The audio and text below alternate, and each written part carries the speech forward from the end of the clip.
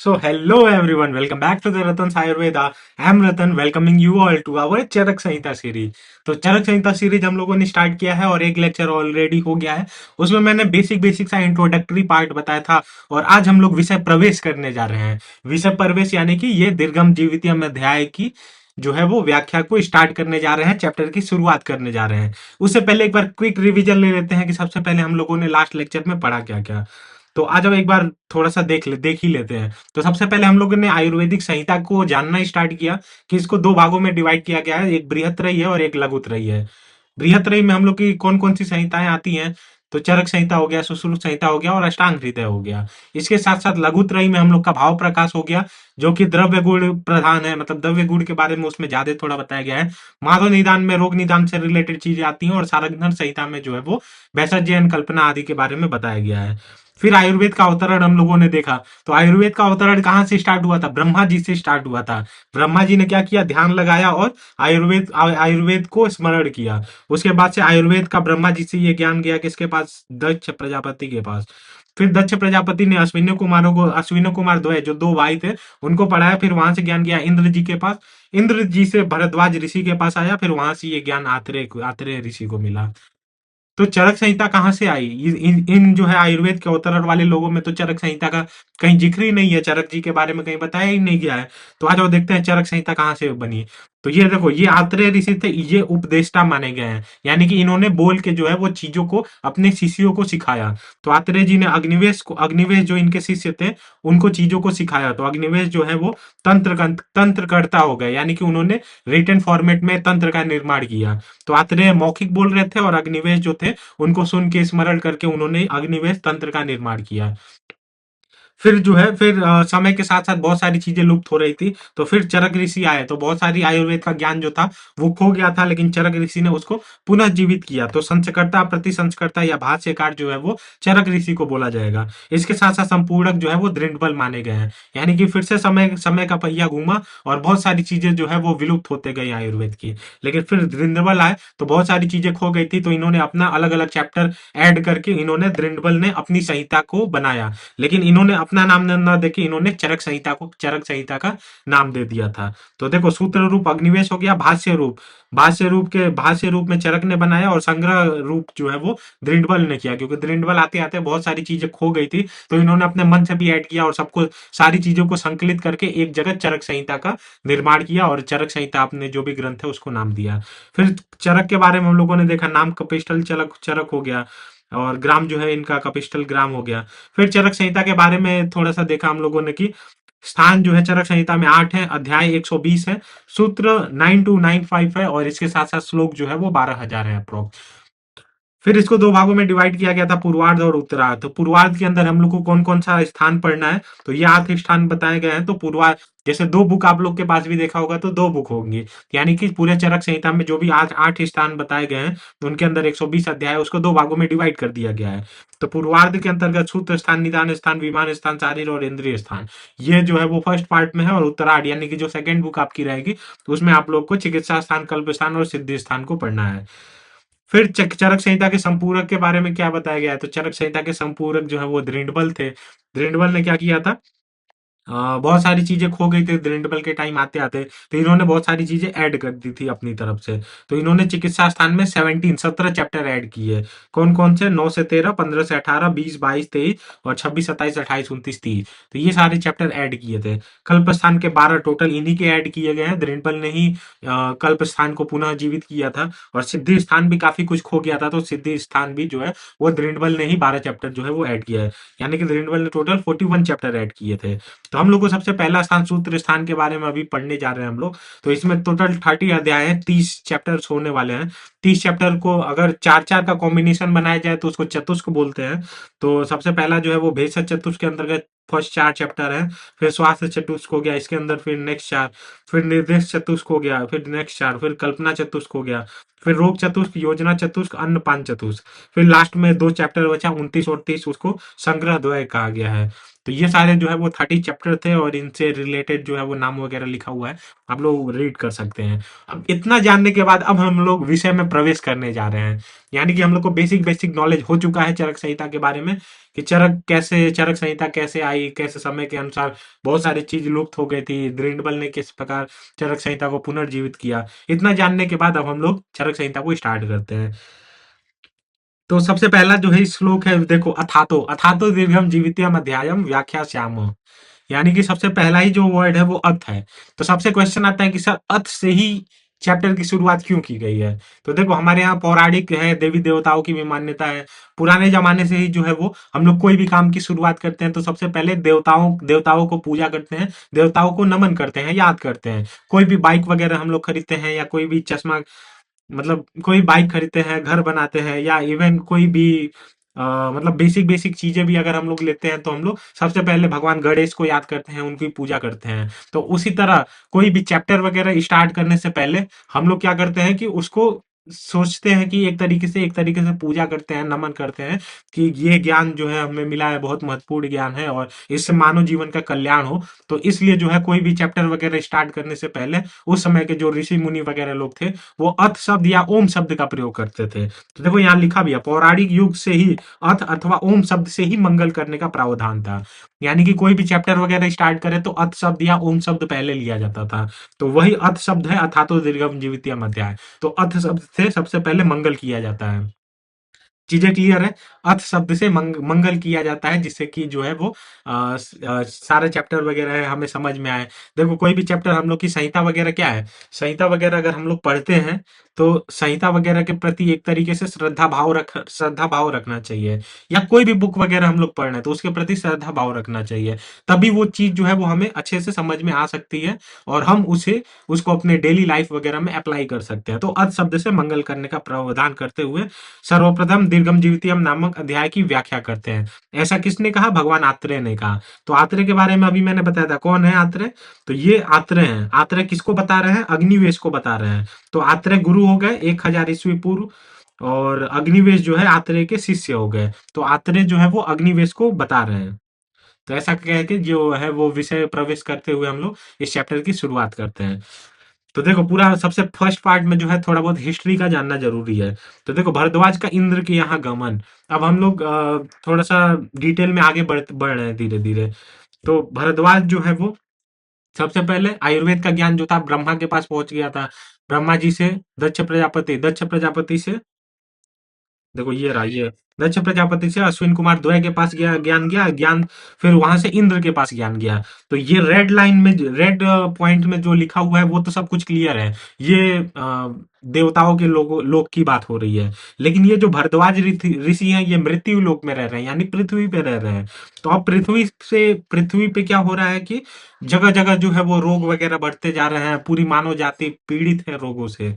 तो भरद्वाज ऋषि जो है वो इनके माइंड में आता है कि भाई रोग वगैरह आएगा तो पूरी जो है मानव जीवन जो है वो ऐसे करते करते मिट मिट जाएगी, क्योंकि रोग बढ़ते ही जा रहे हैं।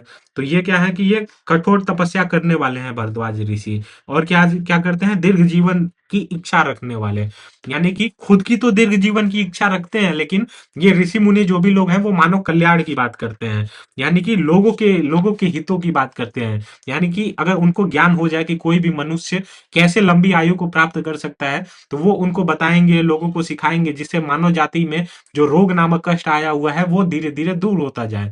तो ऐसा करते करते जो है ये भरद्वाज जो है वो इंद्र की शरण में जाते हैं। और इंद्र की शरण में कैसे जाते हैं? तो उग्र तपा यानी कि ये ऐसे ऋषि हैं जो बहुत खतरनाक तप करते हैं। अब कैसे जाएंगे भरद्वाज ऋषि इंद्र के पास, ये हम लोग थोड़ा सा आगे नेक्स्ट स्लाइड में पढ़ेंगे। तो देखो, तो सबसे पहले देखो, आयुर्वेद की पठन पाठन की परंपरा की बात कर ले रहे हैं। तो यहाँ पे इस श्लोक में यही बताया गया है कि ज्ञान कैसे ट्रांसफर हुआ था। तो ब्रह्मा जी से ज्ञान गया था दक्ष प्रजापति के पास, दक्ष प्रजापति से अश्विनो कुमारों जो दो भाई थे उनको ज्ञान मिला। फिर वहां से ज्ञान गया इंद्र के पास, और इंद्र से ज्ञान जो आया वो भरद्वाज ऋषि के पास। तो भरद्वाज ऋषि क्या क्या करते हैं? ये कठोर तपस्या करने वाले ऋषि हैं, और दीर्घ जीवन की इच्छा रखने वाले हैं। यानी कि अपना कोई भी लाइफ जो है वो कभी भी ऐसे, अपने लाइफ के प्रति हमेशा जो है वो थोड़ा बहुत आस्तिक रहना चाहिए हम लोग को भी। क्योंकि अगर देखो, अगर हेल्थ कॉन्शियस वगैरह कोई भी पर्सन नहीं है तो फिर उसका कुछ भी नहीं हो सकता है, और वो धीरे धीरे उल्टा सीधा खाना खाएगा, कोई भी आहार विहार वगैरह फॉलो नहीं करेगा, तो उसकी लाइफ जिंदगी कुछ टाइम में फिक्स है कि कोई ना कोई रोग वगैरह हो जाएगा और उसकी जीवन लीला समाप्त हो जाएगी। लेकिन भरद्वाज ऋषि का उनके शरीर के प्रति और लोगों के हितों के लिए, लोगों के शरीर के प्रति जो था वो श्रद्धा भाव था। वो चाहते थे कि लोग जो है एटलीस्ट रोगों से तो नहीं मरे, रोगों से लड़ सके। तो ऐसा करते करते उन्होंने उग्र तपा, यानी कि बहुत कठोर तप किया, और वो कठोर तप करके यहाँ से जो है वो स्वर्ग लोग यानी कि इंद्र के शरण में चले गए, देवताओं के लोगों तक इतना खतरनाक तप किया कि वो देवताओं के लोगों में पहुंच गए। तो ये था भरद्वाज ऋषि की कहानी। तो देखो, महर्षियों के एकत्र होने में कारण, तो अभी मैंने बताया कि क्या हो रहा था भरद्वाज ऋषि के काल में, कि बहुत सारे रोगों का अटैक हो रहा था ह्यूमन बॉडी पे। तो बहुत सारे तरह तरह के बीमारियां वगैरह आ रही थी, जिसे मानव जाति जो था, कोई भी समुदाय वगैरह रह रहा था, धीरे धीरे उसका पूरा सफाया होने लग रहा था। तो देखो, देहधारी महर्षि तपस्या उपवास अध्ययन ब्रह्मचर्य व्रत, यानी कि देहधारी महर्षियों के लिए भी जो रोग वगैरह आए हुए थे वो विघ्न स्वरूप थे, यानी विघ्न के समान थे। और सामान्य पुरुषों के लिए तो विघ्नकृत थे ही, यानी कि सामान्य पुरुष तो निपट जा रहे थे। लेकिन जो देहधारी महर्षि थे, वो उनके लिए भी दिक्कत दिक्कत पड़ रही थी, यानी कि महर्षि लोग भी जो है वो रोगों के अफेक्ट में आ रहे थे। तो जो है ये विघ्न स्वरूप और विघ्नकृत जो है वो रोग उत्पन्न होने लगा था, बहुत सारे पूरी मानव जाति जो थी वो त्रस्त हो गई थी। तो महर्षिगण दया एवं पुण्य भाव से जो है वो एक जगह हिमालय पर्वत पे एकत्रित हुए। तो ठीक है, देखो, युग अनादि है, आयुर्वेद अनादि है, रोग अनादि है। यानी कि युग अनादि है, यानी कि हम लोग का बोला जाता है सतयुग होता है, फिर त्रेता युग आता है, फिर द्वापर युग आता है, फिर कलयुग आता है, फिर से सतयुग की शुरुआत होती है। फिर ये साइकिल जो है वो रिपीट होता रहता है, चलता रहता है। आयुर्वेद अनादि है, तो ब्रह्मा जी का मैंने अभी बोला था कि ब्रह्मा जी ने कोई ऐसा नहीं है कि आयुर्वेद को जो है वो इन्वेंट कर दिया था। आयुर्वेद चला चला आ रहा था, आयुर्वेद का जो है उन्होंने स्मरण किया, स्मरण शक्ति से स्मरण किया, और जो है आयुर्वेद का ज्ञान जो है वो अपने लोक में ले आए। तो आयुर्वेद भी अनादि है, इसी तरह रोग भी अनादि है। तो सारे कालों में ही रोग चलता रहता है, चाहे वो सतयुग हो, त्रेता युग हो, द्वापर युग हो, या फिर कलयुग में तो रोगों का प्रभाव काफी बढ़ ही चुका है। तो जिस तरह युग अनादि है, आयुर्वेद अनादि है, उसी तरह रोग भी अनादि है। तो उस टाइम भी भरद्वाज ऋषि के टाइम पे भी रोगों का काफी अटैक हो रहा था, पूरी मानव जाति पीड़ित हो गई थी इस चीज से। तो महर्षिगण जो है वो दया भाव एवं पुण्य भाव से जो है वो एकत्रित हुए। कहाँ एकत्रित हुए? हिमालय पर्वत पे एकत्रित हुए। यहाँ पे एक थोड़ा सा पॉइंट, छोटा सा पॉइंट आता है कि देहधारी महर्षि, देहधारी महर्षि क्या क्या करते हैं? तपस्या करते हैं, उपवास करते हैं, अध्ययन करते हैं, ब्रह्मचर्य करते हैं, व्रत करते हैं। तो इनका मतलब क्या है? तपस्या मतलब क्या हो रहा है कि तपस्या मतलब जो है वो कोई भी तप आदि करना, जैसे भारद्वाज ऋषि ने उग्र तपा तप किया। लेकिन उपवास मतलब क्या हो गया? उपवास मतलब सिर्फ खाना खाने न खाना ही नहीं होता है। उपवास मतलब हो गया कि क्रोधों का परित्याग कर देना, यानी कि जितने भी क्रोध वगैरह आ रहे हैं, क्रोध वगैरह से मुक्त हो जाना। इसके साथ साथ सत्य वचनों का प्रयोग करना, यानी कि हम लोग कोई भी चीज सच बोल रहे हैं तो भी ये एक तरीके से उपवास ही माना माना जाएगा। अध्ययन का मतलब हो गया कि वेदों आदि का अध्ययन करना। वेद क्या है? वेद के बारे में बहुत सा मिसकॉन्सेप्शन है। वेद देखो, जो हजारों युगों से जो है वो बहुत सारे कई सालों से जितने भी महर्षि लोग, क्या है, महर्षि लोग एक तरीके से हम लोग के साइंटिस्ट हैं। वो हमेशा रिसर्च वगैरह करते रहते हैं कंटिन्यूअस, और नई नई चीजों को ब्रह्मांड के सामने, विश्व के सामने जो है वो लाते रहते हैं। तो वो क्या है कि वो उस टाइम के जो साइंटिस्ट थे वो वही थे। तो उन्होंने जो है वो जो भी है वेद, बहुत प्राचीनतम जो है वो ग्रंथ जो है वो वेदों को ही माना जाता है। तो जितने भी रिसर्चेज वगैरह है, जितना भी ब्रह्मांड का ज्ञान जो है वो वेदों में लिखा हुआ है। तो वेदों का अध्ययन करना साइंटिफिक अप्रोच के साथ, तो ये सारे जो है वो देहधारी महर्षि करते हैं। इसके साथ साथ ब्रह्मचर्य, ब्रह्मचर्य का मतलब जो है अपनी इंद्रियों पर अपना कंट्रोल करना ही ब्रह्मचर्य है। ब्रह्मांड के नियमों का पालन करना ही ब्रह्मचर्य है। इसके साथ साथ व्रत आदि जो है वो कोई भी मनुकूल सिद्धि के लिए जो है, जैसे मान लो तो तुम लोग का एग्जाम्स वगैरह, एग्जाम के लिए तुम लोग अच्छे से पढ़ाई कर रहे हो, कोई भी डिस्ट्रैक्शन वगैरह को अवॉइड कर रहे हो, तो वो भी एक तरीके का व्रत ही है। तो ये देहधारी महर्षियों की जो है वो क्वालिटी थी। तो ये महर्षियों के एकत्र होने का कारण बता दिया, क्योंकि रोग बहुत सारे उत्पन्न हो गए थे, और हिमालय पर्वत पे जो है वो ये सारे महर्षिगण दया भाव और पुण्य, पुण्य आत्मा तो थे ही, तो पुण्य के लिए जो है वो एकत्रित हुए।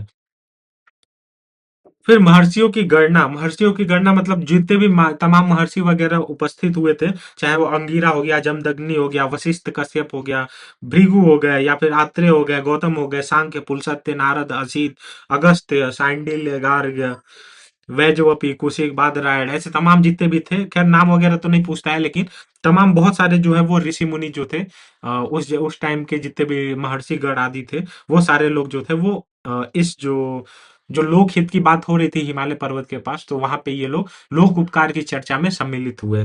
तो महर्षि गण के बारे में क्या बताया गया है कि महर्षि गणों के जो है वो दम यानी कि इंद्रिया दमन, इंद्रियों इंद्रियों का दम करते हैं, इसके साथ साथ नियम आदि को फॉलो करते हैं। साथ ही साथ तपस्या का तेज, यानी कि इतना इतना उनका तपस्या वगैरह तेज करते हैं कि जितना भी, जैसे बोला नहीं जाता है कि अगर कोई व्यक्ति है बहुत खतरनाक पड़ रहा है तो उसके मुख पे उसका तेज झलकता है, उसी तरह जो था वो महर्षियों का जो भी नियम वगैरह फॉलो करते थे, या इंद्रियों पे उनका इतना कंट्रोल वगैरह था कि उनका जो तपस्या का तेज था उनके मुख पे दिखाई देता था, कि उनका मुख देख के कोई बता बता सकता था कि ये बहुत पुण्य आत्मा है। तो ये तपस्या का तेज वगैरह ये जो था ये महर्षि गढ़ की क्वालिटी थी। तो ऐसा करते करते ये जो थे हिमालय के सुंदर भूभाग में सुखपूर्वक सभा में बैठकर लोक उपकार की चर्चा करने लगे। देखो, ऐसा देखो तुम लोग के माइंड में एक डाउट आएगा कि क्या ये जितने भी महर्षि वगैरह लोग थे इनको रोग वगैरह नहीं हो रहा था क्या? तो देखो, इन लोग के पास बहुत सारा नॉलेज था, इन लोग के पास बहुत सारी क्वालिटी थी। जैसे ये लोग क्या करते थे, यम नियम वगैरह, आसन जो है, योग हो गया, प्राणायाम हो गया, इसके साथ साथ ध्यान वगैरह लगाने की क्षमता हो गया, तो इन सारी चीजों को फॉलो करते थे। और ऐसा फॉलो करने से क्या क्या होता था कि ये लोग जो था वो रोगों का दमन कर सकते थे या रोगों से दूर रह सकते थे। लेकिन आम लोग ऐसा नहीं कर पाते थे। उन लोगों को यम नियम, ध्यान धारणा, समाधि वगैरह इन सारी चीजों से कोई मतलब नहीं था, इतना इतना किसी को ज्ञान नहीं था कि ऐसा कोई कर सकता है या फिर कैसे रोगों से दूर रहना है। तो कुछ महर्षि जो थे वो हायर लेवल के थे, यानी कि तपस्या का तेज जो था उनके चेहरे पे दिख रहा होगा। तो ऐसे जितने भी बहुत सारे जो थे ऋषि मुनि थे, वो लोग जो थे वो रोगों आदि से मुक्त थे। तो था फिर ये लोक उपकार की चर्चा में जो भी था ये सारे लोग सम्मिलित हुए। उसके बाद से रोग का धर्म आदि की प्राप्ति में बाधक थे। तो रोगों रोगों का एलिमिनेशन क्यों जरूरी है?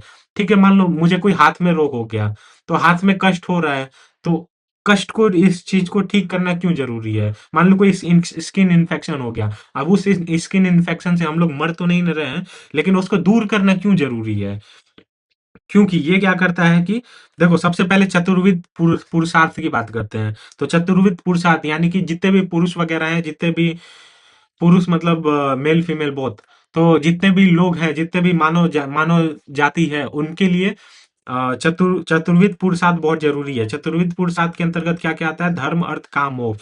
यानी कि कोई भी मानव मानव है तो वो चार काम करना बहुत कंपलसरी है उसके लिए। तो वो क्या, किस लिए हम लोग का जीवन किस लिए आया हुआ है यहाँ पे? तो धर्म, अर्थ, काम, मोक्ष आदि के लिए आया हुआ है। यानी कि कोई भी काम करना है वो धर्म से काम करना है। कोई भी अर्थ वगैरह कमाना है, यानी पैसे वगैरह कमाने हैं, तो धर्म के साथ करना है। फिर काम, यानी कि जितने भी इच्छाएं वगैरह हैं उसकी पूर्ति भी जो है वो भी जरूरी है, लेकिन इंद्रियों पे अपना कंट्रोल होना चाहिए। इसके साथ साथ अंतिम जो है वो मोक्ष, यानी कि आत्मा का परमात्मा में मिलन। तो ये चतुर्विध पुरुषार्थ है, पुरुषार्थ है। तो आरोग्य, धर्म, अर्थ, काम और मोक्ष चतुर्विध पुरुषार्थ का उत्तम मूल है। यानी कि चतुर्विध पुरुषार्थ का उत्तम मूल जो है वो आरोग्य है। यानी कि अगर हम लोग डिजीज फ्री रहेंगे, तभी ये चतुर्विध पुरुषार्थ को हम लोग प्राप्त कर सकते हैं, यानी कि धर्म, अर्थ, काम, मोक्ष को प्राप्त कर सकते हैं। लेकिन रोग क्या करता है? रोग हम लोग के आरोग्य को नष्ट कर देता है। रोग आरोग्य को नष्ट कर देता है। यानी कि मान लो कोई भी स्किन डिजीज हो गया या कुछ भी हो गया, तो हम लोग क्या करेंगे कि ये धर्म, अर्थ और काम और मोक्ष की प्राप्ति में असक्षम हो जाएंगे। यानी कि मान लो कि ठीक है, देखो मान लो कि कोई भी डिजीज वगैरह हो गया है, तो अब हम लोग उस टाइम सोचेंगे क्या कि धर्म वगैरह जरूरी है या अर्थ वगैरह, पैसे कमाना जरूरी है? हम लोग का जो है वो जीवन ही नष्ट होने लगेगा। मान लो पैर में कोई दिक्कत हो गई, तो हम लोग ना कार्य करने में सक्षम हो जाएंगे ना कुछ भी कर पाएंगे। तो ऐसे चक्कर में इस कारणवश धर्म, अर्थ और काम मोक्ष की प्राप्ति यानी चतुर्विध पुरुषार्थ की प्राप्ति जो है वो असंभव हो जाएगी। तो रोग जो है वो विघ्न स्वरूप जो है हम लोग के सामने आ गया था उस टाइम पे, भरद्वाज ऋषि के समय पे।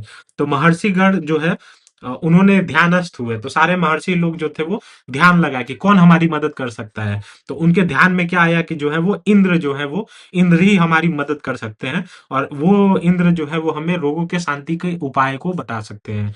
यानी कि इंद्र हमारी मदद कर सकते हैं। तो अब कैसे क्या क्या प्रोसीजर हुआ था इस पे थोड़ा सा नजर डालते हैं। तो भरद्वाज की नियुक्ति तथा इंद्र से वार्ता। तो अब जो था महर्षिगणों ने ध्यान लगाया और उन्होंने पाया कि जो है इंद्र जो है वो हमारी समस्याओं को सॉल्व कर सकते हैं। इंद्र समस्याओं को सॉल्व कर सकते हैं, लेकिन इंद्र तक अब जाए कौन? क्योंकि इंद्र जो थे अब पृथ्वी लोक पे थोड़े ही रहते हैं, वो तो जो है वो देवताओं के लोक लोक से आते हैं।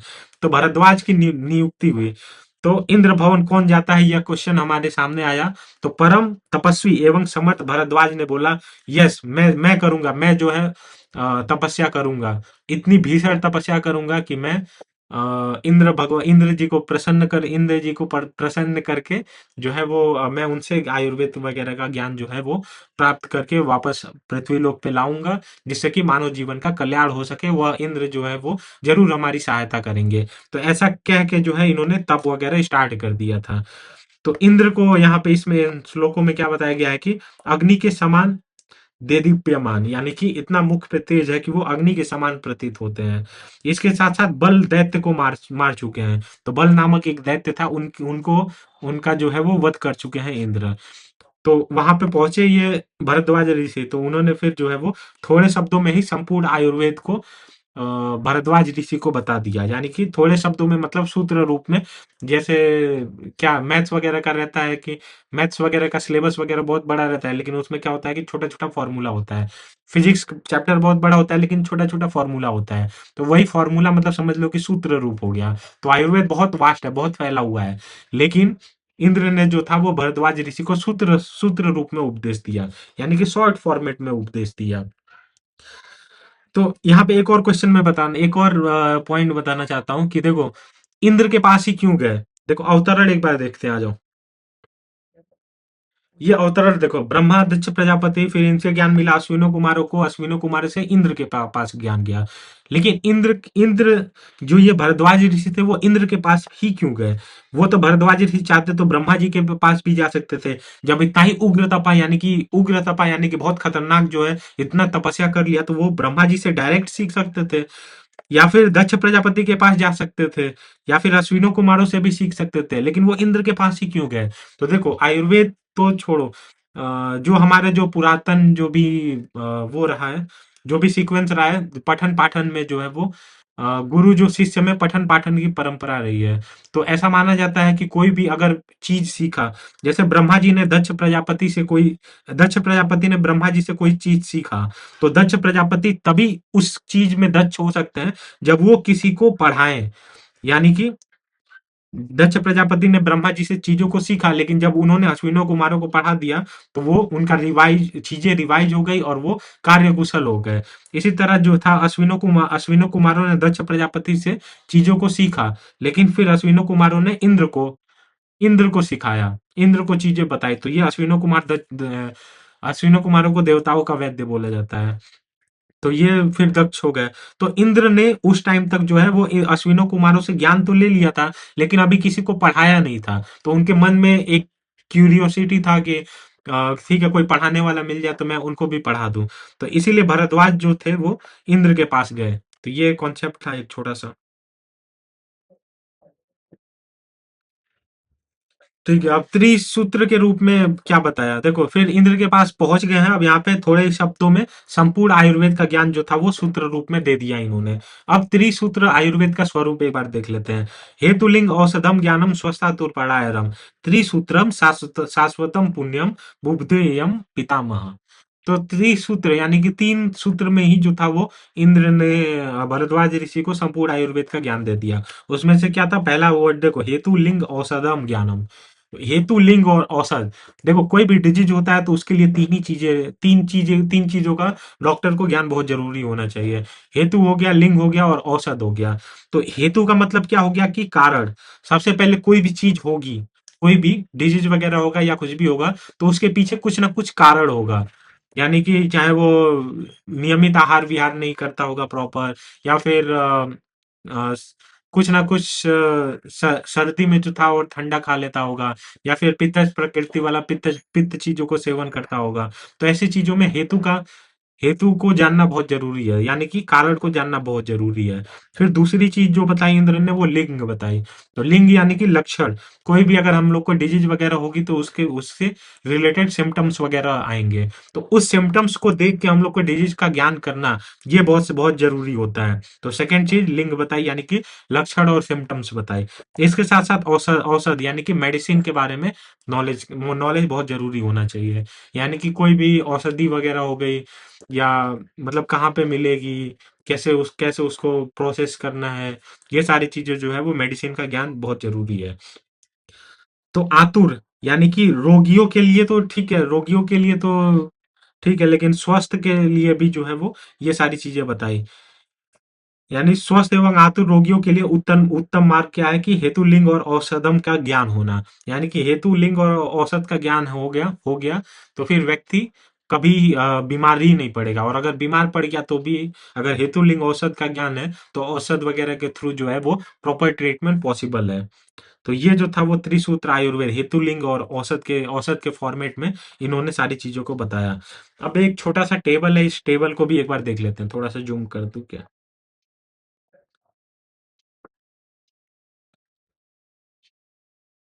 ठीक है, आई थिंक प्रॉपरली विजिबल हुआ। ठीक है, त्रिसूत्र आयुर्वेद के बारे में हम लोग बात कर रहे हैं। तो त्रिसूत्र कौन कौन से थे? अभी मैंने बताया, हेतु हो गया, लिंग हो गया और औषध औषध हो गया। हेतु मतलब क्या है? हेतु मतलब क्या बताया था देखो। हेतु मतलब कारण क्या है, लिंग मतलब औषध औषध आदि का ज्ञान, और औषध मतलब मेडिसिन आदि का ज्ञान, लिंग मतलब लक्षण और सिम्टम। तो ये त्रिसूत्र आयुर्वेद था। तो देखो, हेतु मतलब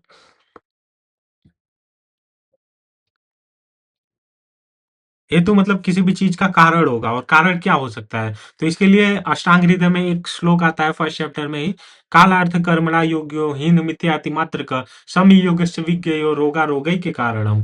तो इसका मतलब है कि काल अर्थ और कर्म के हीन मिथ्या और अति योग से ही रोगों की उत्पत्ति होती है। काल काल यानी कि कोई भी, मान लो ठंडी में बहुत सारी ठंडी चीजें खाए जा रहे हो, कोई भी काल यानी कि कोई भी ऋतु हो गया या समय हो गया, इन सारी चीजों का ध्यान नहीं कर रहे हो, तो ये सारी चीजें जो है वो काल के अंतर्गत आ गई। अति मतलब बहुत ज्यादा कर रहे हो, हीन मतलब बहुत कम, और मिथ्या मतलब कि करना कुछ है और कर कुछ और रहे हो। तो इसी तरह काल हो गया, इसी तरह अर्थ हो गया, यानी कि इंद्रियार्थ का मतलब, मान लो कोई चीज देखना है, बहुत ज्यादा देखे जा रहे हो तो क्या हो गई, आईज वगैरह वीक हो गए। अब क्या है कि तुमको आईज से लेक्चर वगैरह देखने हैं, लेकिन तुम लोग प्रॉपर लेक्चर वगैरह नहीं देख रहे हो। तो इसी तरह जो है सारी इंद्रियों को अपने वश में करना है। ना इंद्रियार्थ का यानी इंद्रियों का अर्थ से जो मिलन है वो ना अति होना चाहिए, ना मिथ्या होना चाहिए, ना ही हीन होना चाहिए। इसी तरह कर्म की बात कर रहे हैं। अगर कर्म कोई काम तुम्हें करना है, जैसे पे एग्जाम के लिए अगर पढ़ना है, बहुत ज्यादा पढ़ रहे हो, पता चले पढ़ते पढ़ते पागल हो गए, तो इतना भी नहीं करना है, अति योग नहीं करना है। मतलब पढ़ते पढ़ते मतलब पता चले कि 20-20 घंटे 24-24 घंटे पढ़े जा रहे हो, तो अति योग हो जाएगा। तो ऐसे चक्कर में क्या हो गया कि नींद कॉम्प्रोमाइज होगी तो डिजीज उत्पन्न होगी। कर्म यानी कि हीन योग यानी कि पढ़ना है, बिल्कुल भी नहीं पढ़ रहे हो, तो जाहिर सी बात है आने वाला रिजल्ट बताएगा, फेल हो जाओगे। फिर इसी के साथ मिथ्या योग यानी कि करना कुछ है और कर कुछ और रहे हो, देखना लेक्चर है और देख मूवी रहे हो, तो ये मिथ्या योग आदि के अंतर्गत आ जाता है। तो इसी तरह काल अर्थ और कर्म के बारे में, इसके बारे में अष्टांग के फर्स्ट चैप्टर में मैंने बहुत डिटेल में बताया हुआ है। काल अर्थ और कर्म के बारे में वो लेक्चर चाहो तो देख सकते हो। लिंग सूत्र आ जाता है, फिर औसत आ जाता है, इससे पहले परिणाम है। तो परिणाम क्या हो सकता है? जरा, भूख, प्यास और मृत्यु। इसके साथ साथ प्रज्ञा अपराध, कोई भी प्रज्ञा अपराध करते हो, यानी कि आहार विहार वगैरह प्रॉपर नहीं है, तो धी धी भ्रंश, धृति भ्रंश, स्मृति भ्रंश, यानी कि कोई भी ज्ञान वगैरह का नाश हो जाएगा, चीजें याद नहीं रहेंगी। लिंग सूत्र यानी कि लक्षण वगैरह सिम्टम्स आदि के बारे में बात करते हैं। तो इसके बारे में बताया भी गया है, रोगम निदान प्राग रूप लक्षणों उपसय आपत्ति भी, पूर्व रूप आते हैं, फिर रूप आते हैं, फिर उपसय अनुपसय संप्राप्ति वगैरह आता है। इसके बारे में डिटेल में कवर करेंगे हम लोग। फिर शारीरिक में वात पित्त कफ हो गया, मानसिक में रज और तम हो गया। यानी कि अ, अगर वात प्रधान चीजें होंगी तो वातज सिम्टम्स आएंगे, पित्त प्रधान चीजें होगी तो पित्त सिम्टम्स आएंगे, कफ प्रधान चीजें होंगी तो कफज सिम्टम्स आएगा। उसी तरह मानसिक दोषों में रज और तम, रज मतलब बहुत ही चंचल स्वभाव का हो जाएगा, तम मतलब कि बहुत लेजीनेस सा आने लगेगा। इसके साथ साथ जो था वो औषधि की बात कर ले तो औषधि 3 टाइप की बताई गई है, दोष सामक, दोष प्रकोपक और स्वास्थ्य के लिए हितकारी। तीन टाइप की और भी बताई गई है, जैसे दोष का शमन करना, यानी वात पित्त कफ को जो है वो कंट्रोल करती रहेगी। इसके साथ साथ दोष प्रकोपक तो ठीक है, उसके साथ साथ धातु को प्रदूषित करने वाली भी है, जैसे रस रक्त मांस में अस्थि मज्जा शुक्र आदि 7 धातुएं होती हैं, उनको दूषित करती है। इसके लिए कुछ रसायन ऐसे होते हैं स्वास्थ्य के लिए हितकारी वगैरह हो गया, जैसे च्यवनप्राश वगैरह का एग्जाम्पल ले सकते हो। तो देखो त्रिस्तंभ जो है वो वात पित्त कफ बताया गया है। त्रिदोष या त्रिस्तंभ आए तो वात पित्त कफ हो गया, और त्रि उपस्तंभ आए तो आहार निद्रा ब्रह्मचर्य हो गया। तो अगर इन चार वात पित्त कफ को अगर मेंटेन रखा जाए, जैसे आता है रोगस्तु दोष वै सम्यम, दोष साम्यम आरोग्यता। तो वात पित्त कफ अगर बढ़े घटे हैं तो फिर हमें डिजीज होगी, अगर वात पित्त कफ जो है वो साम्यावस्था में है तो हमें कोई डिजीज नहीं होगी। त्रिउप स्तंभ जो है वो आहार निद्रा ब्रह्मचर्य, यानी कि अगर प्रॉपर हम लोग आहार ले रहे हैं तो हमें कोई डिजीज नहीं होगी, प्रॉपर अगर स्लीप ले रहे हैं तो हमें कोई चीज ये नहीं होगी, ब्रह्मचर्य को फॉलो कर रहे हैं, यानी कि ब्रह्मांड के नियमों को के अनुसार चल रहे हैं। सुबह मॉर्निंग में सूर्योदय से दोपहर पहले उठ जा रहे हैं, प्रॉपर अपना काम कर रहे हैं जो भी आयुर्वेद के अनुसार बताया गया है। तो ये सारी चीजें जो है वो ब्रह्मचर्य के अंतर्गत आ जाती है। तो ये था आज का लेक्चर। थोड़ा सा बेसिक रखा हूँ क्योंकि अभी बहुत सारी चीजों को बताना जरूरी है। अभी वात पित्त कफ के बारे में तो मैंने कुछ स्टार्ट ही नहीं किया, तो इसलिए जो था इसको देखो, पूरा आयुर्वेद ही तुम लोग को यही समझना है, हेतु लिंग और औसत। हेतु लिंग औसत का ज्ञान करना है पूरे आयुर्वेद में। तो अभी धीरे धीरे करते जाओ, बस तुम लोग अभी इतना समझो, थोड़ा बहुत बता दिया मैंने लेकिन इतना समझना है इस श्लोक से। हेतु मतलब हो गया कारण, कारण को जानना जरूरी है कि कारण क्या है चीजों को, चीजों का कारण क्या है। चाहे वो काल का अति योग, मिथ्या योग, हीन योग है, या फिर इंद्रियों को हम लोग अपने वश में नहीं कर पा रहे हैं, या कर्म यानी कि करना कुछ है कर कुछ और रहे हैं, या तो ये सारे जो है, या फिर प्रज्ञा अपराध हम लोग कर रहे हैं, जैसे लेट नाइट तक हम लोग जग रहे हैं, सुबह जो है वो लेट तक सोए रह रहे हैं, ये सारी चीजें प्रज्ञा अपराध है। तो कुल मिला के हेतु का मतलब है कारण जानना जरूरी है। लिंक का मतलब है लक्षण और सिम्टम्स के बारे में। जैसे पूर्व रूप हो गया, यानी कि कोई भी डिजीज वगैरह स्टार्ट होती है सबसे पहले कोई पूर्व रूप देखने को मिलता है। जैसे हम लोग का मान लो कोई स्किन इन्फेक्शन से पहले एक छोटा सा दाना आता है, या फिर हल्की से हल्की ईचिंग स्टार्ट हो जाती है, तो ये पूर्व रूप हो गया। रूप मतलब हो गया कि धीरे धीरे दाने बड़े होने लगते हैं, रूप दिखने लगा। उपसय हो गया, अनुपसय की कंडीशन हो गया, ट्रीटेबल हो गया, अनट्रीटेबल हो गया। संप्राप्ति मतलब पूरी पैथोजेनेसिस हो गया, शुरू से लेकर लास्ट तक क्या क्या प्रोसीजर वगैरह चल रहा है डिजीज में, ये सारी चीजें लिंक के अंतर्गत आ गई। इसके साथ साथ जो है वो औषध औषध यानी कि मेडिसिन आदि के बारे में नॉलेज, कि कौन सी मेडिसिन जो है वो किस दोष का शमन करेगी, कौन सी डिजीज में कौन सा मेडिसिन वगैरह दे सकते हैं, कौन सी मेडिसिन वात पे काम करेगी, पित्त पे काम करेगी, कफ पे काम करेगी, कौन सी मेडिसिन जो है वो सातों धातु यानी रस रक्त मांस में अस्थि मज्जा शुक्र आदि पे काम करेगी। इसके साथ साथ जो भी डिजीज स्पेसिफिक मेडिसिन वगैरह है, इन सारी चीजों का नॉलेज जो है वो हमें बहुत जरूरी है। तो ये था त्रिसूत्र ऑफ आयुर्वेद। तो ठीक है, मैंने बता दिया। अब इतना ही रखते हैं इस लेक्चर को, बाकी नेक्स्ट लेक्चर में जो था, नेक्स्ट लेक्चर में हम लोग नेक्स्ट टॉपिक को स्टार्ट करेंगे जो है सट पदार्थ विज्ञान। चलो ठीक है, फिर मिलते हैं नेक्स्ट लेक्चर में, तब तक के लिए जय हिंद गाइस। कोई भी डाउट वगैरह हो, कोई भी क्वेरी वगैरह हो तो कमेंट सेक्शन खुला हुआ है, कमेंट सेक्शन में पूछ लो।